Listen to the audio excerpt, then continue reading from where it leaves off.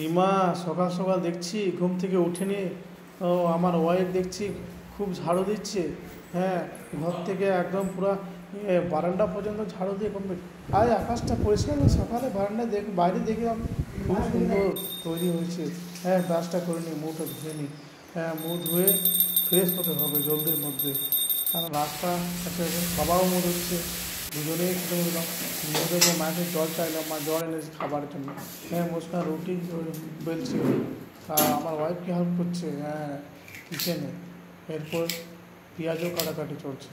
বেশ খুব সুন্দর, দারুণ দারুণ।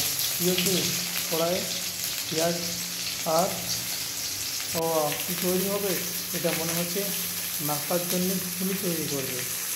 হ্যাঁ, তাহলে মশলা দিয়ে খুব সুন্দর বানাচ্ছে যে ঘুগনি তৈরি হবে তাই।